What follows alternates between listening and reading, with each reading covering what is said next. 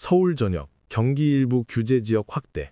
어젯밤 11시, 한 남성이 계약서를 찢어버렸습니다. 60평생 모은 돈으로 마지막 내 집 마련의 꿈을 이루려던 순간이었습니다. 서울 변두리 작은 아파트였지만 그에게는 세상을 얻은 것 같은 기쁨이었습니다. 계약금도 넣었고 잔금 날짜도 정했고 이사 날짜까지 잡아놨습니다. 그런데 저녁 뉴스에서 청천벽력 같은 발표가 나왔습니다. 서울 전역이 규제 지역으로 확대된다는 소식이었습니다. 중개사에게 급히 전화했더니 답답한 목소리가 들렸습니다. 대출 규제가 강화되었다고 설명했습니다. 원래 받을 수 있던 대출의 절반밖에 안 된다고 말했습니다. 그 돈으로는 집을 살 수 없었습니다. 더 큰 문제는 세금이었습니다. 취득세가 몇 배로 늘어났고 보유세도 크게 올랐습니다. 계산해보니 감당할 수 없는 금액이었습니다. 부부는 패닉에 빠졌습니다. 하루 차이로 모든 것이 달라졌습니다. 어제까지만 해도 가능했던 일이 오늘은 불가능해졌습니다. 매도인에게 사정을 설명했지만 소용없었습니다.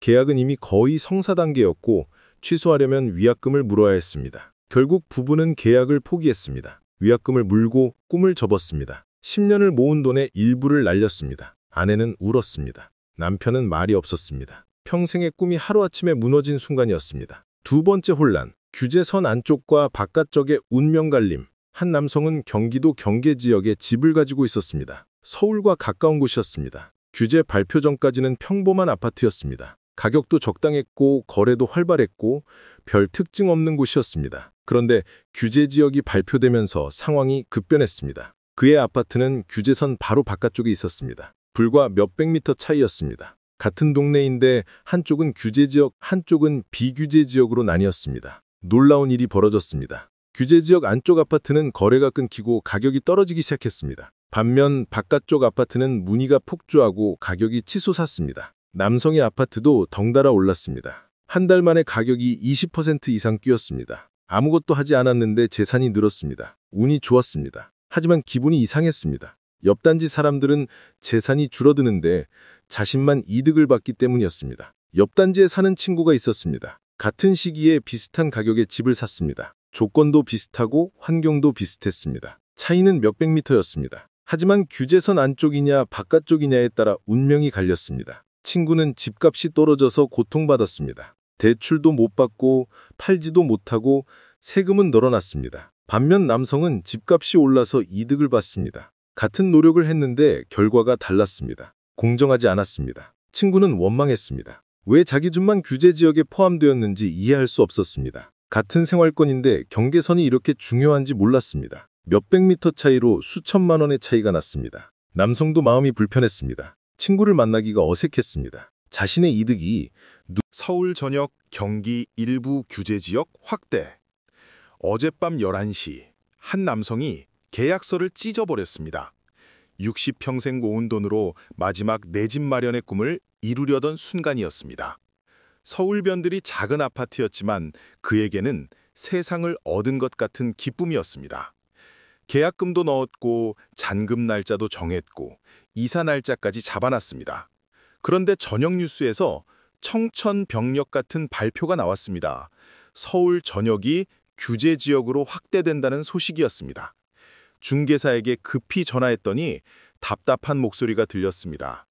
대출 규제가 강화되었다고 설명했습니다. 원래 받을 수 있던 대출의 절반밖에 안 된다고 말했습니다. 그 돈으로는 집을 살 수 없었습니다. 더 큰 문제는 세금이었습니다. 취득세가 몇 배로 늘어났고 보유세도 크게 올랐습니다. 계산해보니 감당할 수 없는 금액이었습니다. 부부는 패닉에 빠졌습니다. 하루 차이로 모든 것이 달라졌습니다. 어제까지만 해도 가능했던 일이 오늘은 불가능해졌습니다. 매도인에게 사정을 설명했지만 소용없었습니다. 계약은 이미 거의 성사 단계였고 취소하려면 위약금을 물어야 했습니다. 결국 부부는 계약을 포기했습니다. 위약금을 물고 꿈을 접었습니다. 10년을 모은 돈의 일부를 날렸습니다. 아내는 울었습니다. 남편은 말이 없었습니다. 평생의 꿈이 하루아침에 무너진 순간이었습니다. 두 번째 혼란, 규제선 안쪽과 바깥쪽의 운명 갈림. 한 남성은 경기 경계 지역에 집을 가지고 있었습니다. 서울과 가까운 곳이었습니다. 규제 발표 전까지는 평범한 아파트였습니다. 가격도 적당했고 거래도 활발했고 별 특징 없는 곳이었습니다. 그런데 규제 지역이 발표되면서 상황이 급변했습니다. 그의 아파트는 규제선 바로 바깥쪽에 있었습니다. 불과 몇백 미터 차이였습니다. 같은 동네인데 한쪽은 규제 지역, 한쪽은 비규제 지역으로 나뉘었습니다. 놀라운 일이 벌어졌습니다. 규제 지역 안쪽 아파트는 거래가 끊기고 가격이 떨어지기 시작했습니다. 반면 바깥쪽 아파트는 문의가 폭주하고 가격이 치솟았습니다. 남성의 아파트도 덩달아 올랐습니다. 한 달 만에 가격이 20% 이상 뛰었습니다. 아무것도 하지 않았는데 재산이 늘었습니다. 운이 좋았습니다. 하지만 기분이 이상했습니다. 옆 단지 사람들은 재산이 줄어드는데 자신만 이득을 받기 때문입니다. 옆 단지에 사는 친구가 있었습니다. 같은 시기에 비슷한 가격의 집을 샀습니다. 조건도 비슷하고 환경도 비슷했습니다. 차이는 몇백 미터였습니다. 하지만 규제선 안쪽이냐 바깥쪽이냐에 따라 운명이 갈렸습니다. 친구는 집값이 떨어져서 고통받았습니다. 대출도 못 받고 팔지도 못하고 세금은 늘어났습니다.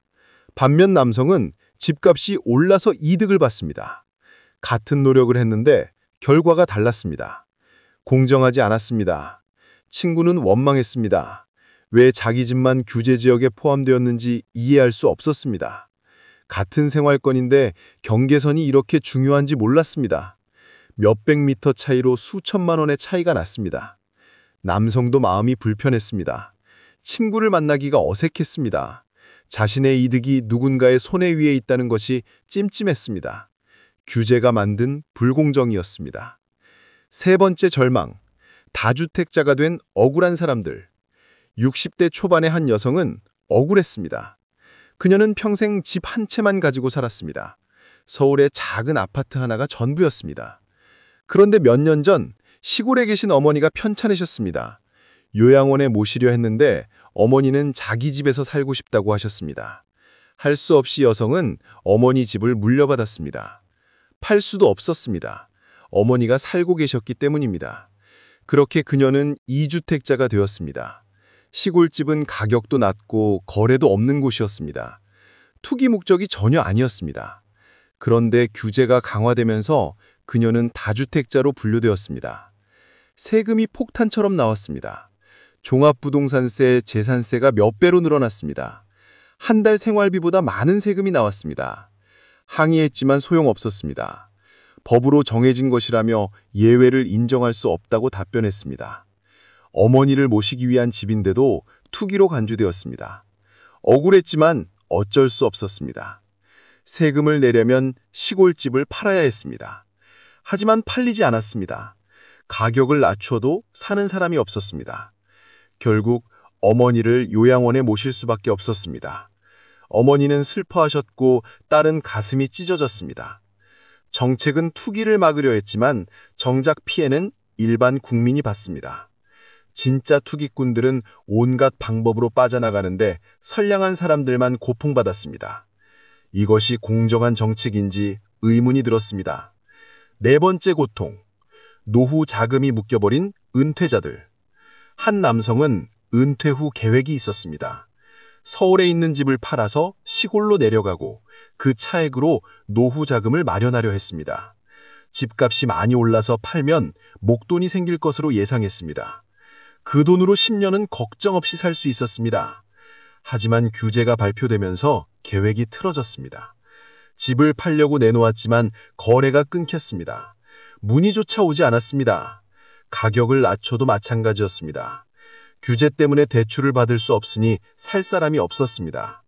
몇 달을 기다렸지만 상황은 나아지지 않았습니다. 오히려 악화되었습니다. 보유세는 계속 나가고 관리비도 내야 하고 돈은 묶여 있었습니다. 예금은 바닥났고 연금만으로는 생활이 빳빳했습니다. 결국 그는 대출을 받아야 했습니다. 집을 담보로 돈을 빌렸습니다. 아이러니했습니다. 집을 팔아서 돈을 마련하려 했는데 집 때문에 빚을 지게 되었습니다. 이자를 갚느라 생활이 더 어려워졌습니다. 비슷한 처지의 사람들이 많았습니다. 은퇴 후 집을 팔아 노후 자금을 마련하려던 계획이 모두 무산되었습니다. 재산은 있지만 현금이 없었습니다. 집이 자산이 아니라 부담이 되었습니다. 남성은 한탄했습니다. 평생 열심히 일해서 집 한 채 마련했는데 이제 와서 그것이 족쇄가 되었습니다. 팔지도 못하고 가지고 있으자니 세금 폭탄이고 진퇴양난이었습니다. 5번째 분노. 자녀에게 집 한 채 못 물려주는 부모들. 60대 중반의 한 부부는 평생 자녀들을 위해 살았습니다. 자녀 셋을 키우고 대학 보내고 결혼시켰습니다. 이제 자녀들도 가정을 꾸리고 살고 있었습니다. 하지만 집은 전세였습니다. 집값이 너무 비싸서 살 엄두가 나지 않았습니다. 부모는 안타까웠습니다. 자녀들이 평생 전세로 살까봐 걱정되었습니다. 자신들은 어렵게라도 집을 샀는데 자녀들은 더 힘들어 보였습니다. 도와주고 싶었지만 여력이 없었습니다. 그래도 계획은 있었습니다. 나중에 자신들이 세상을 떠나면